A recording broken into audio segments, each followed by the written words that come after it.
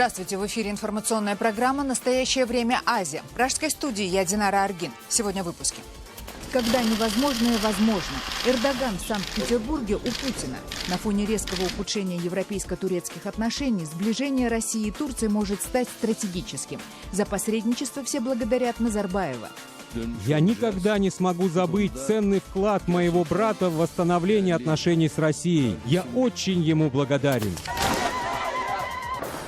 Радость джихадистов по поводу прорыва блокады Алеппо была преждевременной. Проехать и выехать из города по освобожденной дороге пока невозможно из-за ежеминутных ударов российской авиации, а потери повстанцев чудовищны. 2000 человек убитыми за 3 дня боев.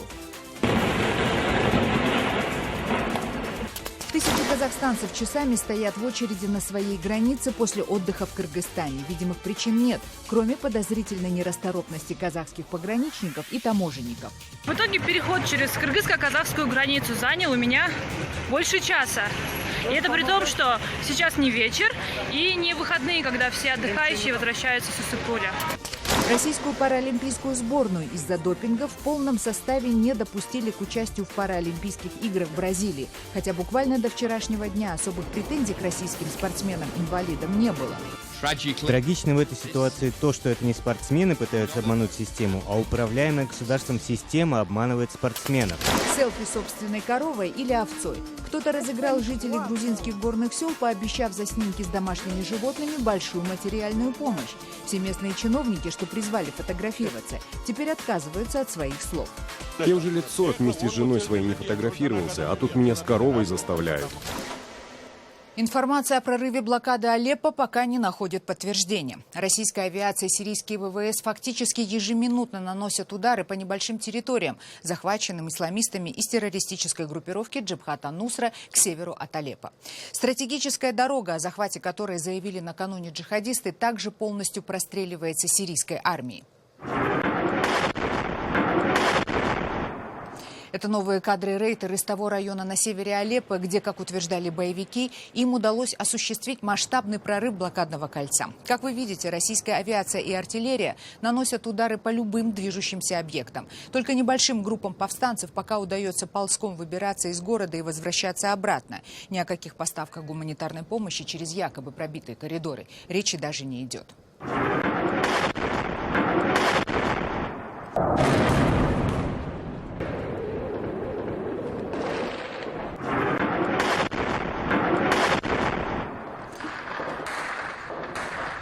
Напомним, что в минувшие выходные боевикам из группировки Джабхат ан-Нусра удалось захватить часть артиллерийской базы сирийских войск, атакуя ее с двух сторон – изнутри блокадного кольца и снаружи.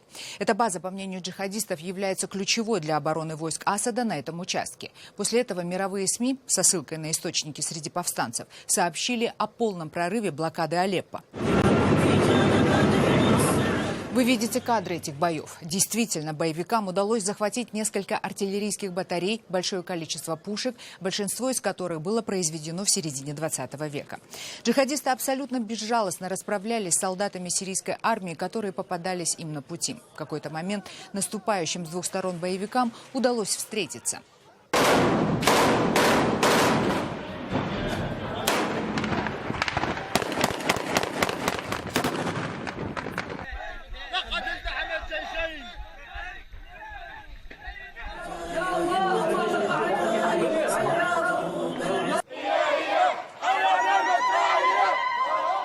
Известие о прорыве блокады вызвало ликование у жителей тех районов Алеппо, которые находятся под контролем радикальных исламистов. На этих кадрах рейтов исламисты и местные жители стреляют в воздух из автоматов, размахивают флагами Аль-Каиды и ИГИЛ. Некоторые держат в руках государственный флаг Сирийской Республики.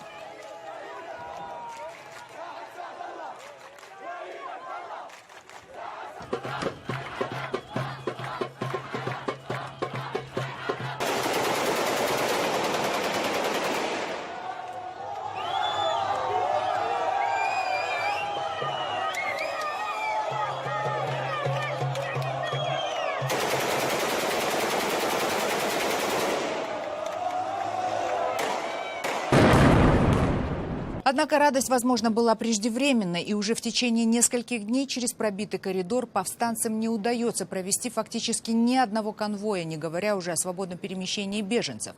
На участке продолжаются ожесточеннейшие бои.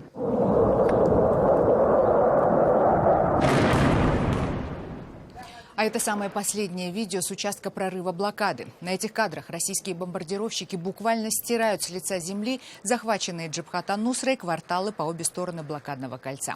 Российское командование, в свою очередь, заявляет, что на севере и на юге от Алеппо наступающие боевики за 3 дня боев понесли чудовищные потери. Более 2000 человек и несколько десятков танков. Это почти все, что имелось у них в распоряжении. Также из района Алеппо поступили новые кадры последствий авианалета на полевой госпиталь Красного Полумесяца, развернутый к западу от города. На видео сожженные палатки и расстрелянные машины скорой помощи. Сирийские правозащитники утверждают, что погибло 16 человек. Посмотрите, вот в эти палатки целились российские самолеты. По деревне было нанесено 10 ударов. Сбрасывали кассетные бомбы. Видите, гражданские лица, которые жили в этих палатках, убежали от военных действий в других городах. Они жили в этих палатках. Пострадали дети, простые люди. 93 человека погибли и сотни ранены во время теракта в госпитале на юго-западе Пакистана. Взрыв произошел в городе Кветта. Сообщается, что нападение на местную больницу совершил исламист-смертник. Вот кадры этого чудовищного преступления.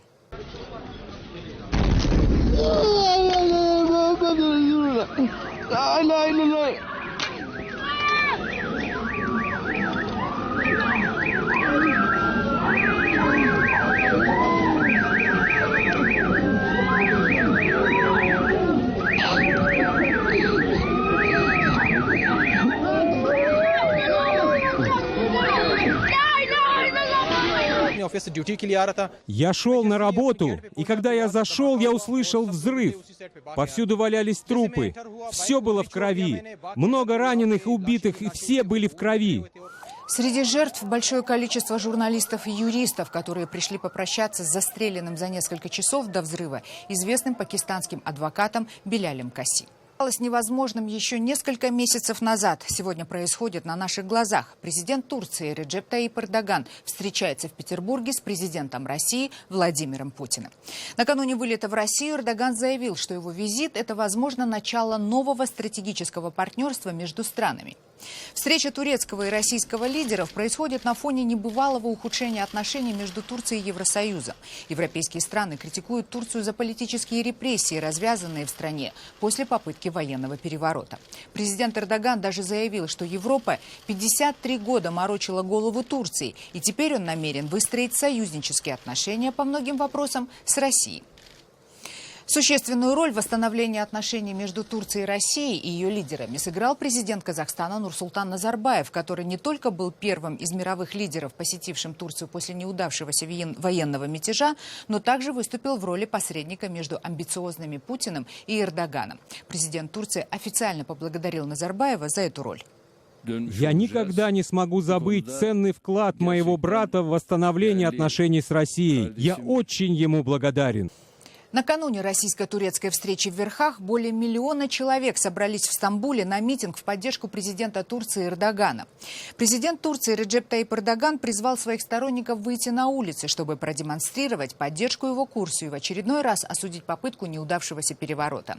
Этим маршем турецкие власти решили показать всему миру наличие демократии и почтить память погибших в ночь с 15 на 16 июля.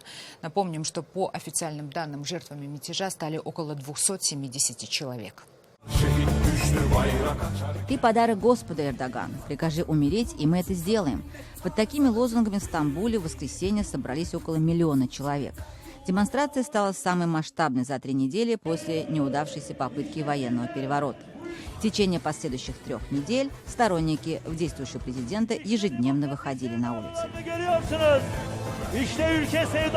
Утопая в красном цвете турецких флагов, люди вышли поддержать Эрдогана и сказать решительное «нет» любым попыткам военных переворотов. Подавляющее большинство участвовавших были сторонниками правящей партии благоденствия.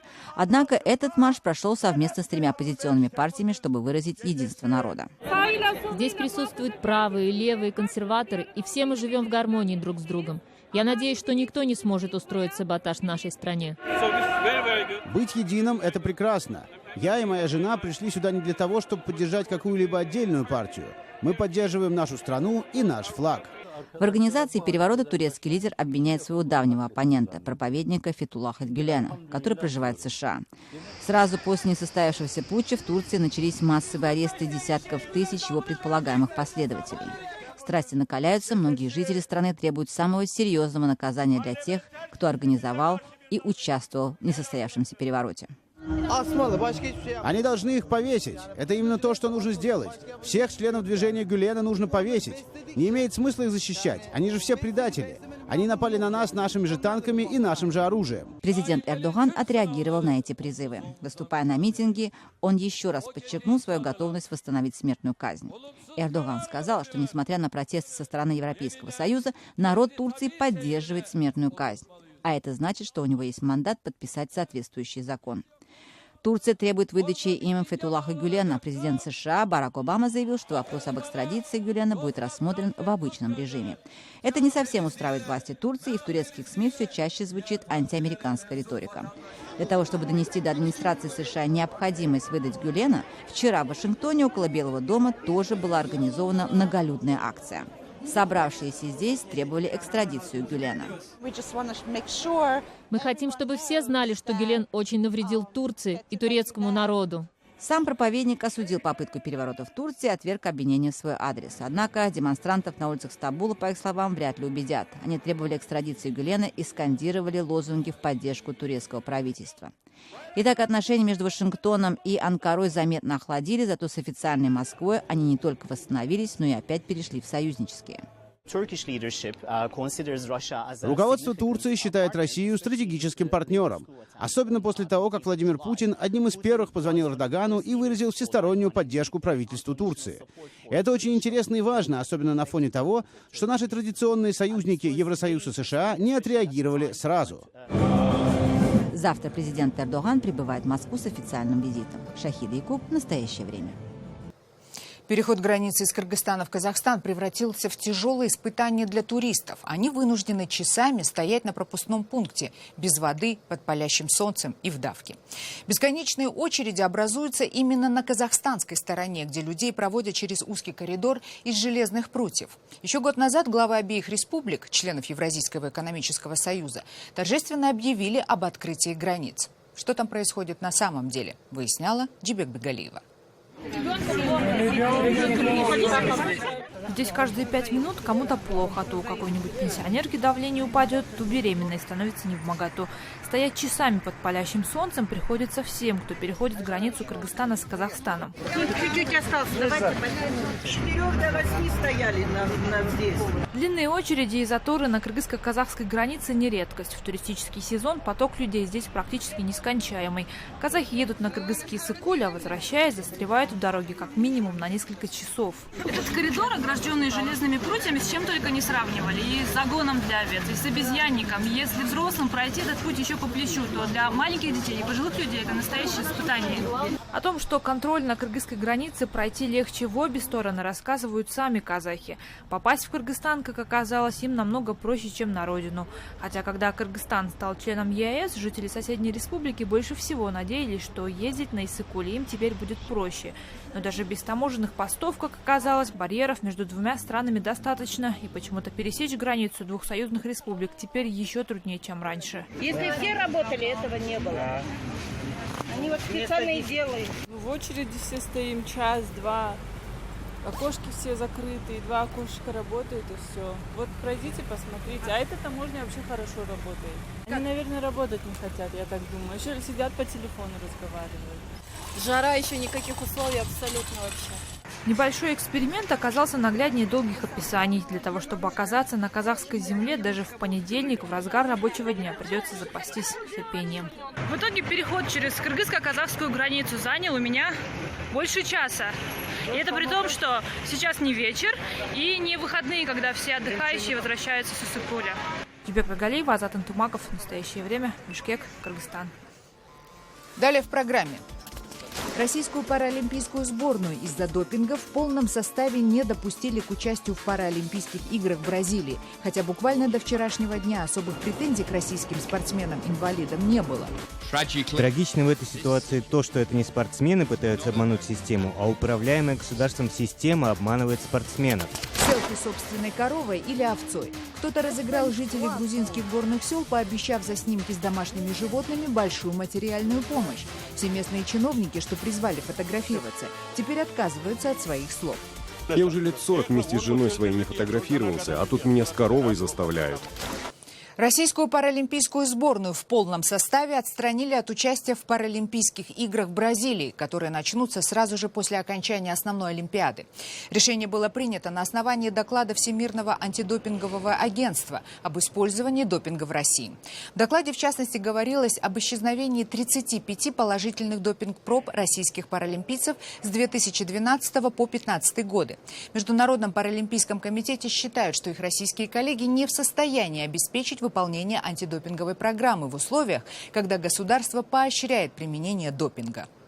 Трагично в этой ситуации то, что это не спортсмены пытаются обмануть систему, а управляемая государством система обманывает спортсменов.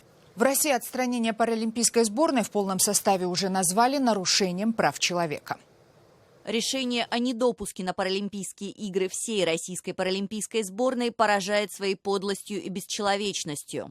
Это предательство тех самых высоких правочеловеческих стандартов, которые лежат в основе современного мира. О нарушениях прав человека говорят и в Паралимпийском комитете России. Его глава Владимир Лукин даже сравнил эту ситуацию с творчеством Кафки и заявил, что до последнего момента Международный паралимпийский комитет не предъявлял к ним претензий. Ни один национальный паралимпийский комитет более внимательно и более интенсивно не занимался допинговой программой, чем наш комитет. Мы на 120% выполняли и перевыполняли все то, что нам по закону и вот под этим по техническим руководством полагается делать. И мы готовы это доказать. Что же касается самой государственной системы, то нас во время наших и устных бесед, и письменном виде просили разъяснить, принимаем мы или не принимаем наличие такой системы. Сейчас нас упрекают, что мы отказались ответить на этот вопрос. Но мы не можем ответить вопрос без расследования этой проблемы. Мы должны воспользоваться результатами расследования. Многие россияне также считают, что скандал, разгоревшийся вокруг игр в Рио, носит политический характер. Ужас, к сожалению, знаете, жаль, что все-таки политика вмешивается в спорт.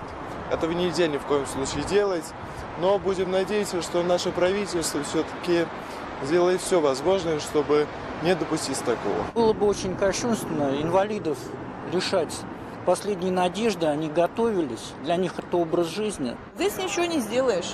Здесь, наверное, был единственный шаг просто пробойкотировать эту Олимпиаду. Может быть, это не совсем правильно, но мне так кажется. И поднять тем самым свой все-таки какой-то престиж в мире. Летние Паралимпийские игры пройдут в Рио-де-Жанейро с 7 по 18 сентября. Российские паралимпийцы продолжают тренировки. 18-летняя беженка из Сирии, пловчиха Юсра Мардини, выиграла предварительный заплыв на дистанции 100 метров баттерфляем. Юсра Мардини выступает в команде беженцев, в состав которой входят 10 спортсменов из Сирии, Южного Судана, Эфиопии и Конго. Команда выступает под олимпийским флагом, а награды, если они будут, спортсмены-беженцы получат под гимн Олимпиады. Правда, победить в олимпийском полуфинале по заплыву в стиле баттерфляй Юсре Мардини не удалось. Еще раз попробовать свои силы на Олимпиаде она сможет 10 августа на дистанции 100 метров уже в вольном стиле. Юсра Мардини стала известной на весь мир, когда год назад она вместе со своей старшей сестрой бежала из Дамаска. До Греции они и еще 18 человек добирались по бурному морю в надувной лодке. Когда мотор заглох, Юсра, ее сестра и еще одна женщина, которые оказались единственными, кто умеет плавать, 3,5 часа вплавь тащили лодку к острову Лесбос. А потом Юсра оказалась в Берлине, где продолжила занятия плаванием. Селфи с домашней скотиной как условие для участия в государственной программе социальной помощи. Администрация одного из горных сел в регионе Имеретти на западе Грузии потребовала от местных крестьян приложить подобные фотографии к перечню документов, необходимых для получения социальных льгот. Доверчивые горцы начали было фотографироваться, однако тут же заподозрили неладное. Разгорелся скандал. Теперь муниципальные власти утверждают, что правила были неверно истолкованы. Звиат Чедлишвили с подробностями. На этом фото пенсионер Серго Хедалидзе и его куры. А вот здесь он уже со своим теленком. По снимкам заметно, что пожилой мужчина старательно позировал перед объективом. Чего не скажешь о его пернатых и рогатых. Эти фотографии я должен был отнести в местную мэрию. И тогда нам обещали пособие в 36 лари. Речь идет о государственной программе социальной помощи жителям высокогорных сел, которая стартовала в начале этого года. Она предусматривает ряд денежных надбавок семьям горцев, увеличение социального пакета, льготные тарифы на электроэнергию и даже отмену некоторых налогов. Чтобы получить эти блага, жители высокогорных сел должны пройти регистрацию. В селе Кведачаловани перечень требуемых для этого документов вывешен на заборе местной администрации. Кроме всего прочего, нужны 4 фотографии домашнего хозяйства. Цитата: «С коровой, на лугу, на покосе, с курами». Я уже лет 40 вместе с женой своей не фотографировался, а тут меня с коровой заставляют. Но, тем не менее, приходится делать и такие снимки. Однако горцы люди не только доверчивые, но и крайне вспыльчивые. Недоумение, вызванное необычной фотосессией, обернулось негодованием. Да они смеются над нами. Я сказала им, что ни с курами, ни на покосе фотографироваться не собираюсь. Если нам полагаются льготы, то пусть дают. Если же на таких условиях, то пусть оставят нас в покое. Я отказываюсь от льгот. Вот еще таких проблем нам не хватало. Какие документы и фотографии им нужны? Я зарегистрирована и живу здесь. Какие еще доказательства нужны? В местной администрации, которые уже несколько дней осаждают разгневанные сельчане, разводят руками, мол, правила придуманы не ими. Фотографии нужны как подтверждение, что люди занимаются сельским хозяйством. Список документов составляли не мы. У нас есть распоряжение из районного муниципалитета. В руководстве муниципалитета Чиатура, которому подчинено село Кведачаловани, утверждают, что подобного распоряжения они не давали и даже обещают принять меры в отношении сотрудников сельской администрации за неверно истолкованные правила. Крестьянам принесли извинения, но уладить скандал по-тихому не удалось. Ряд оппозиционных партий уже обвинили власти в издевательстве над собственными гражданами. Звиат Чедлишвили, Иван Берая, специально для настоящего времени, Грузия, Имеретти. Это были все новости, о которых мы хотели вам рассказать. Читайте нас в социальных сетях и смотрите на сайте currenttime.tv. Мы встретимся с вами завтра в это же время. Всего доброго.